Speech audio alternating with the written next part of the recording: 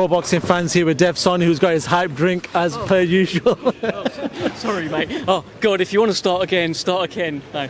Mate, what a night. Let's talk about that Hamzah Sheeraz. I spoke to Spencer Fearon and he said, listen, that reminded him of Oscar De La Hoya, Hamzah Sheeraz. He goes, listen, don't take into account Liam Williams, people saying he's past it, whatever else. Just Hamzah's ability and the shot selection and everything else. Regardless of that, what did you make of Hamzah's performance on the night?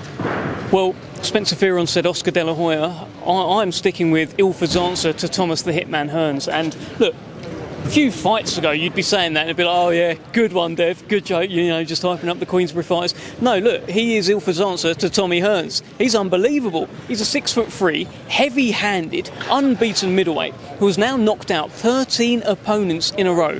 There are not many middleweights in the world that will start as a favourite right now against Hamzah Sheeraz. I really don't think there are.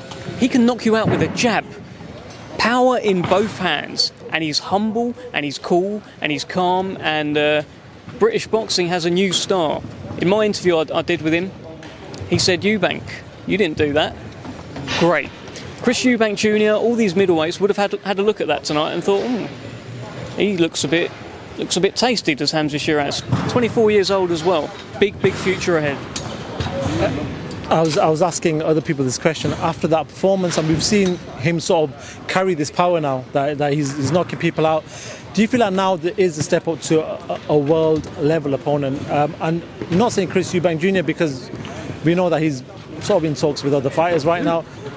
Possibly a Kell Brook fight from what we're hearing. But do we feel like now's the step? Look, I spoke to you before as well, and I said that 5v5 in Saudi, Hamzah Williams, number 4 in I think one of the rankings. Hamzah's up there as well. That'd be a good fight. Yeah, I mean, I don't know why Eubank Jr is picking on welterweights. Like this seems to be his thing at the moment. So if he fancies not picking on any welterweights or retired fighters, there is an unbeaten guy here who is now, what is he now, 19-0?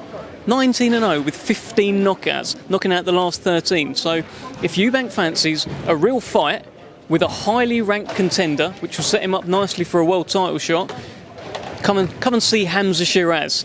I can't imagine he will want to come and see him. But Hamzah Williams, yeah, sure. Look, he's already beat one Williams.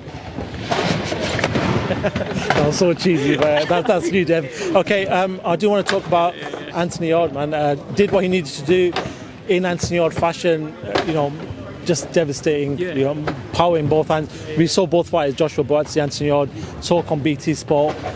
Both fighters once. I spoke to Yarde actually midweek and he said, I've got options, what he said. This is the biggest option though, in your eyes? Look, in my eyes it is. And of course he's got options. He's Anthony Yarde. He's one of the biggest stars in British boxing, and he's one of the best light heavyweights in the world. He is known in the UK. He's known in the States as well. He's known because of that performance against Beterbiev, the performance against Kovalev, and he's a fireworks guaranteed action-packed fighter. Buatsi feels like the obvious next step. Him coming here tonight, getting in the interview, sitting in the front row as well, that shows intent. That seems like a guy who wants to come and fight. We know Anthony Yarde wants the fight. The fans want the fight. It feels like people around the fight want the fight. Hopefully we get the fight. Quickly, last one for myself, because it is late and they need to put the ring down, so that means we're just messing about here. But Devin, Haney, Ryan Garcia, I know we're off topic here, but yeah, good fight that, man. Just talk to me about that one. Mate, it's just good to see another Dev doing well. That's kind of how I feel about it. There's not many of us. I can't think of many. Just good to see another Dev doing well, and he's smashing it. He is absolutely smashing it. I expect him to deal. You like that one, didn't you? I expect him to deal with Ryan Garcia. I think Ryan Garcia is good as well, and I love that Ryan Garcia is taking the fight. By the way. It used to be much more kind of like, what's the risk reward for that? But Devin Haney is now established as one of the biggest stars in boxing, so it is worth it for Ryan Garcia. That wasn't always the case. Glad the fight's happening, and from one Dev to another, you can do it, Dev. So man, Dev Sahni, always a pleasure, mate. I appreciate that.